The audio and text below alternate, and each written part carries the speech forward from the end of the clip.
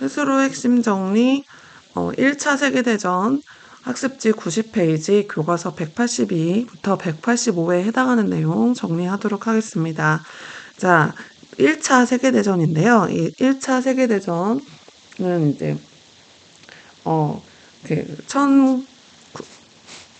이거는 이제 1914년부터 1918년까지 세 개의 나라들이 함께 이제 편을 갈라서 싸운 전쟁이죠. 그래서 그 1차 세계대전의 원인에 대해서 얘기를 할 건데요. 1차 세계대전의 원인을 알아보려면 먼저 19세기 말의 상황부터 거슬러 올라가야 돼요. 19세기 후반에 이제 한창 제국주의 팽창 곳곳에 하고 있었잖아요.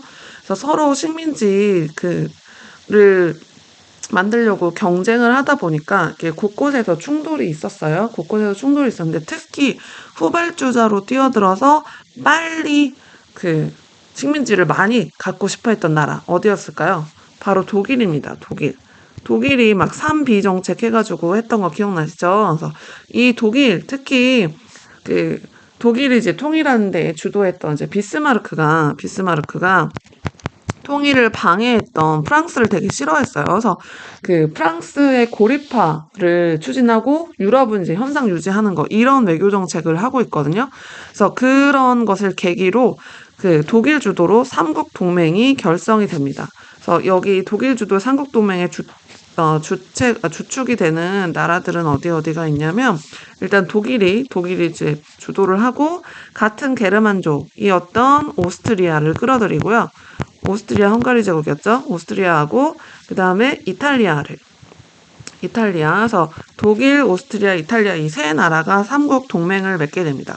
그래서 이런 독일의 그 공격적인 이제 세계 정책이거든요. 그래서 비스마르크가 그러니까 퇴진한 후에 이제 독일은 되게 공격적으로 세계 정책을 하게 돼요. 그래서 이 삼국동맹 맺으면서 이렇게 되게 식민지 확장하고 막 그 군사적 행동도 불사하는 그런 일을 막 하게 되거든요. 그래서 안 되겠다. 이 독일이 경계했던 나라 어느 나라죠? 프랑스죠, 그렇죠? 프랑스. 그리고 영국도 경계하거든요. 삼시 정책으로 계속 부딪혀요. 그래서 영국, 프랑스, 여기에 러시아, 원래 영국이랑 러시아 사이 안 좋았는데 러시아를 끌어들입니다. 독일이 더 싫었던 거야. 그래서 이게 바로 삼국, 잠시만요. 삼국 협상입니다. 세 나라가, 독일의 공격적인 세계 정책에 대한 대응으로 결성을 하게 되죠. 그래서 이거는 삼국 협상, 이거는 삼국 동맹이라고 보시면 돼요. 그래서 이렇게 두 진영이 서로 대립을 합니다. 이 양쪽이 이제 대립을 하게 돼요. 서로 이제 대립을 하게 되는데 북아프리카에서 독일의 3B 정책과 영국의 3C 정책이 충돌을 하고요. 그다음 모로코 사건은 독일하고 프랑스하고 갈등했던 거 기억나시죠? 우리 지도에서 다 표시 아마 하셨을 거예요. 그러다가 발칸반도 내에서 독일 중심의 범게르만주의와 러시아 중심의 범슬라브주의가 대립을 하게 됩니다. 그래서 독일 중심의 범게르만주의, 발칸반도가 민족 구성이 되게 복잡해요. 발칸반도에 게르만족도 있고요, 슬라브족도 있고 그러거든요.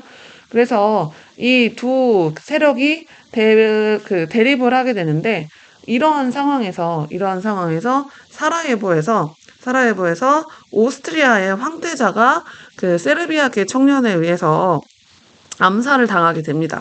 그렇게 됨으로 인해서 지금 이 사라예보 사건이라는 거는 세르비아계 청년에게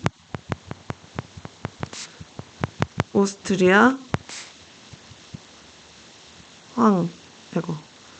황태자가 암살당함.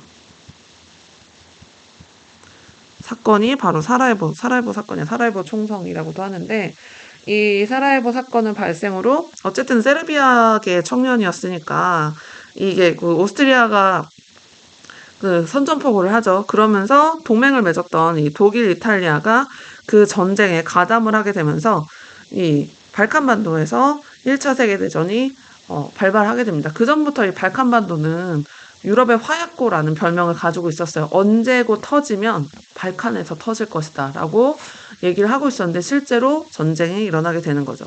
그래서 이렇게 일어나게 된 1차 세계대전 같은 경우 초기에는 서부 전선에선 독일이 우세했어요. 서부 지역에 이제 그 독일, 프랑스가 맞붙은 곳이죠. 그래서 그런데 이제 프랑스가 반격해서 전쟁이 장기화되고요. 동부 전선에서는 독일이 러시아로 이제 진격을 하거든요. 그런데 러시아가 그걸 막아내다가 러시아 내에 그 혁명, 러시아 프롤레타리아 혁명이 일어나게 됩니다. 그래서 러시아 혁명이 일어나게 1917년에 일어나거든요. 그래서 그 혁명이 일어나게 되면서 독일하고 단독 강화를 맺어요. 그래서 독일하고 단독 강화, 우리 이제 안 싸울까봐 그만 싸우자 이렇게 해서 전선을 먼저 이탈을 하게 됩니다. 그래서 러시아가 빠지니까 지금 삼국 협상하는 그 협상 그 이쪽 진영을 이제 연합국이라고 하거든요. 여기는 연합국이에요. 연합국 진영이고요. 아이고. 연합국 진영. 그다음 여기는 동맹국 진영이에요. 삼국 동맹이었잖아요. 동맹국 진영이라고 표현을 하는데 이 연합국 진영 입장에서는 러시아가 이제 이탈을 하잖아요. 그래서 러시아가 이탈을 하니까 그 센 나라 하나 빠졌어. 그러면은 지금 이 두 진영 사이 싸움에서 연합국이 불리하잖아요. 불리니까 다른 센 나라를 좀 가담시켜야겠다라고 하고 있던 찰나에 이탈리아가 배신 때리고 이쪽으로 옵니다. 그래서 이탈리아가 연합국으로 이제 가담을 하게 됐는데 거기에 독일이 이탈리아가 배신 때리고 갔잖아요. 그러니까 아무래도 좀 불안하니까 무슨 전쟁을 하게 되냐면 무제한 잠수함 작전을 하게 돼요. 무제한 잠수함 작전을 해서 뭐라고 해야지? 전쟁에 참여한 배인지 아닌지 확인하지 않고 무차별적으로 이제 그 폭격을 가하는 그런 작전이 이제 무제한 잠수함 작전이거든요. 그거를 이제 펼치게 되면서 영국 상선이 불타요. 이게 그 영국이 미국 끌어들이려는 그런 수를 썼다라는 각종 음모론이 있긴 한데 어쨌든 그 영국 상선에서 그 미국인들이 되게 많이 타고 있어서 그때 미국인들이 많이 죽었거든요. 그래서 많이 죽어서 그것을 가지고 그 무차별적 공격을 한 그 독일에 대한 복수해야겠다는 미국의 심리가 이제 발동을 하게 되고요. 그리고 특히 거기에 침엄한 전보 사건이 있거든요. 침엄한 전보 사건이 발생하게 되는데 이건 뭐냐면요. 독일 장관인 침머만이 멕시코 주재 독일 대사한테 그 멕시코가 미국 공격하면 멕시코한테 미국한테 뺏긴 땅을 다 되찾게 도와준다라고 얘기를 보낸 거예요. 그 전보를 보냈어요. 그럼 만약에 그렇게 되면 미국의 입장에서는 전쟁이 원래 지난번에도 우리 했었지만 미국의 일은 미국이 알아서, 유럽의 일은 유럽이 알아서 이렇게 서로 터치하지 말자고 먼로 독트린 했었던 거 기억나시죠? 그래서 이런 선언으로 유럽의 전쟁에 가담을 안 했었단 말이에요. 안 했는데 지금 독일의 무제한 잠수함 작전으로 영국 상선에서 미국인들이 많이 죽기도 했고 게다가 침범한 정보를 통해서 멕시코가 미국을 쳐들어올지도 몰라. 독일이 도와준다라고 이렇게 옆에서 뻔뻔질하니까. 그래서 미국이 안 되겠는데 가담해야겠는데 라고 해서 연합국 진영에 참전을 하게 됩니다. 그래서 러시아가 빠져서 불리했던 연합국 진영에 갑자기 엄청난 막강한 화력을 자랑하는 미국이 등장함으로 인해서 우세를 점하게 되죠. 그래서 결국에는 독일이 주축으로 된 동맹국 진영에서는 항복을 하게 되고 독일의 왕이었던 비렐름 2세 퇴위하고 그 다음에 공화국을 선포하게 됩니다. 공화국을 선포하게 되죠. 그래서 공화국 선포하고 이제 휴전 조약을 체결하게 됩니다. 자, 이렇게 1차 세계대전이 종결이 되는데 이 1차 세계대전 와중에 러시아에서는 혁명이 일어나게 되는데요. 자, 러시아는 혁명 전에는 이제 국가주도 산업혁명을 전개하면서 이제 노동자 계층이 이제 등장을 하게 되는데 그 노동자 계층이 성장하고 이제 그 근대화하는 그런 과정에서 뭐라 해야지? 러시아 황제는 여전히 그 전제 정치를 하게 되거든요. 더 전제 정치를 하게 되면서 이 전제 정치 하는데 그 와중에 이제 러일 전쟁에서 졌단 말이에요. 러일 전쟁에서 이제 그 열세가 되고 있는 거죠. 러일 전쟁에서 이제 밀리고 있는 그런 상태에서 밀리니까 아무래도 돈을 계속 더 들이붓게 되죠. 그러면서 이 상트페테르부르크에 이 차르의 정치 잘못됐다. 이 러일 전쟁 이런 전쟁 왜 하냐 막 이런 식으로 이제 반대 시위 같은 게 나타나요. 그래서 이 개혁을 요구하는 이제 반대 시위가 이제 그 황제의 개혁 안 하는 것에 대한 이제 반대인 거죠. 그래서 개혁해달라라는 그 시위를 하는데 그거를 무차별적으로 진압을 합니다. 그게 바로 피해 일요일 사건이에요.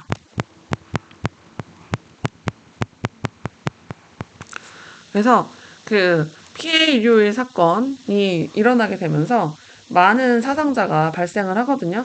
근데 어쨌든 사상자 발생한 거 이거를 좀 무마시키려고 이때 어 이때 짜르가 이제 니콜라이 2세였는데 니콜라이 2세가 시민적 자유, 그다음에 의회 러시아로 두마라고 해요. 그래서 두마를 개설하겠다라고 약속을 하면서 그걸 이제 무마시키려고 합니다. 그래서 무마를 시키는데 이 러시아가 이제 그 후에 이제 1차 세계대전에 참전을 하잖아요. 근데 참전을 했는데 금방 끝날 줄 알았는데 이게 장기화되면서 살기 또 어려워지죠. 그러면서 사회주의자들이 소비에트 결성을 하면서 혁명을 추진을 합니다. 그래서 3월 혁명이 일어나요. 그래서 3월 혁명이 일어나면서 재정을 붕괴시키고 임시정부를 수립을 하는데요. 이 임시정부를 수립을 했던 이 그 노동자 그 계급 뭐 노동자들이 이 임시정부가 수립을 아니 그러니까 뭐라 그러지? 전쟁을 끝낼 줄 알았는데 전쟁을 안 끝내는 거예요. 안 끝내서 일부 이제 어 뭐라고 해야 되지? 일부 사회주의자인 다수파를 이제 볼셰비키라고 하는데 사회주의자의 다수파였던 볼셰비키에서 혁명이 일어나게 됩니다. 그게 바로 이제 11월 혁명 또는 볼셰비키 혁명이라고 하는데요. 그래서 볼셰비키 혁명이 일어나게 되어서 소비에트로 모든 권력이 이양이 되고 전쟁 중지가 요구되고 그래서 임시정부가 붕괴되고 결국에는 이제 소비에트 정부가 수립이 되게 됩니다. 그래서 1917년에 이거는 이제 둘 다 1917년 얘기거든요. 1917년에 이제 이런 혁명이 일어나게 돼요.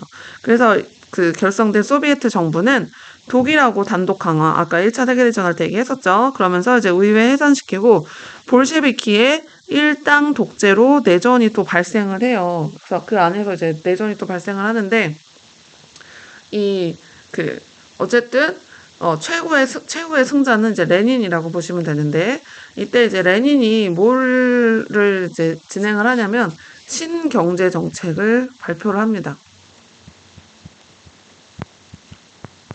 신경제 정책은 뭐냐면요. 전쟁 시에 이제 공산주의 체제에 대해서 이제 반발을 생길 수가 있잖아요. 왜냐면 전쟁을 하다 보면 식량이나 노동력 증발 막 이런 거 한단 말이에요. 그런 불만이 너무 커지니까 이거는 시장경제 일부를 인정하는 거예요. 시장경제. 원래 사회주의에서는 시장경제 거부하잖아요. 사회 전체에 이제 공산주의였는데 이 신경제 정책을 시행을 통해서 이거를 다른 말로 그러니까 줄여서 NEP라고 하거든요. 그래서 NEP라고 하는 이 신경제 정책을 통해서 그 공산 통제 경제 문제점을 해결하기 위해서 뭐 곡물을 강제 증발한다거나 뭐 이런 것을 다 폐지하고요. 소규모 개인 소유나 경영을 허용을 한 게 바로 신경제 정책입니다. 그래서 이제 공산주의의 문제점을 해결을 하려고 했어요. 그러면서 이제 내전을 레닌이 수습을 하고 소련이 수립이 되죠. 소비에트 사회주의 공화국이 수립이 됩니다. 그래서 이건 이제 본 수업 때 러시아 혁명 다시 더 설명을 하도록 하고요. 자, 1차 세계대전 아까 우리 끝난 거 얘기했었잖아요. 그래서 그 종전 미국이 이제 가담하면서 그 전세가 바뀌어가지고 연합국이 아주 압도적으로 이제 승리를 하게 되는데 그래서 이제 파리에서 모여가지고 강화 회의를 해요. 그래서 강화 회의에서 미국 대통령 윌슨이 뭐를 주장하냐면 민족 자결주의. 여러분 익숙하실 거예요. 우리 3.1 운동할 때에도 나온 민족 자결주의 원칙에 합의를 하게 되는데, 이 민족 자결주의, 그러니까 민족이 자기의 일은 스스로 결정하자라는 게 민족 자결주의 원칙이거든요. 이 문제는 이 민족 자결주의는 어느 민족에만 해당하느냐. 이 민족은 패전국 민족만 얘기해요. 패전국의 식민지만 해당이라고 보시면 돼요. 그래서, 이 당시 우리나라는 일본의 식민지였잖아요. 되게 슬프게도 이 당시에는 일본은 연합국 측이었어요. 그랬기 때문에 승전국이었거든요. 그래서 이 민족 자결주의 원칙에 해당이 되지 않아서 독립은 안 됐지만 어쨌든 패전국은 식민지가 다 유럽의 이제 신생 독립국이 탄생이 되는 게 바로 이 패전국의 식민지였기 때문에 신생 독립국으로 발칸반도에 오스만 제국도 이제 패전국에 들어가거든요. 오스만 제국도 이때 그 동맹국에 가담을 해요. 그래서 이제 그 신생 독립국이 많이 생기고요. 아시아, 아프리카에서 반제국주의 운동이 촉발하는 거. 우리나라 3.1 운동 같은 그런 운동이 촉발이 되는 게 이제 민족 자결주의 원칙, 이 영향이 됩니다. 자, 이 파리 강화회의 후에 이제 그 패전국인 독일을 어떻게 응징할 것인가. 파리 강화회의는 우리 이렇게 화해하자, 그 전후 처리 어떻게 하자, 뭐 이런 혼란 수습하는 그 질서 모색하기 위해서 한 회의고요. 이 베르사유 조약은 독일은 이렇게 응징하겠어라고 하는 약속이에요. 그래서 독일이 해외 식민지 다 반납하고 군비 축소하고 알자스 로렌 지방을 프랑스에 다시 돌려주고 이 막대한 전쟁 배상금 부담하게끔 이렇게 했던 게 바로 베르사유 조약이고요. 이때에 이제 이 민족 자결주의에 의해서 이게 전쟁 평화에 대한 되게 열망이 되게 커지거든요. 그러면서 이때 뭐가 생기냐? 바로 국제연맹이 창설됩니다. 연합 아니에요. 헷갈리시면 안 돼요. 국제연맹이 창설돼서 세계 평화 목표를 그러니까 평화 수립을 목표로 이제 만들어졌는데 문제는 그 가장 막강한 군사력을 가지고 있던 미국이 가입하지 않아요. 그래서 미국이 가입하지 않고 그 다음에 실질적 힘이 없어요. 그러니까 분쟁 해결하는 가능한 군대가 없어요. 지금 국제연합 나중에 2차 세계대전 할 때 얘기하겠지만 국제연합은 군대가 있죠. 유엔군 있어요. 그래서 분쟁 생기면 유엔군 파견해서 그걸 다 제재를 해요. 하지만 국제연맹은 미국도 없고 분쟁 해결 가능한 군대도 없다라는 그런 한계점이 있었습니다. 어쨌든 이 1차 세계대전은 최초의 총력전, 온 나라가 전쟁에 다 힘을 쏟는 그런 최초의 총력전이었고, 그러니까 전면전, 영어로 토탈 워라고 해요. 완전 다 전쟁에 올인한 뭐 이런 토탈 워. 그다음에 노동자 계층과 여성의 높은 기여도로 특히 선거권이 이때 이제 많이 주어지는 게 총력전이잖아요. 남자만 나가고 여자 안 나가? 부자만 나가고 가난한 사람 안 나가? 이럴 여력이 없어요. 전부 다 가담하고 남자들 나갔으면 여자도 뭐 간호장교로 가든지 아니면 국내에서 산업 육성에 힘을 쏟든지 이런 식으로 기여를 해가지고 선거권 확대에 크게 영향을 끼치게 됩니다. 그래서 여기까지가 지금 1차 세계대전에 대한 스스로 핵심 정리였어요. 그래서 정리 다 하셨길 바라며 본 수업에서 1차 세계대전에 대해서 더 하도록 하겠습니다.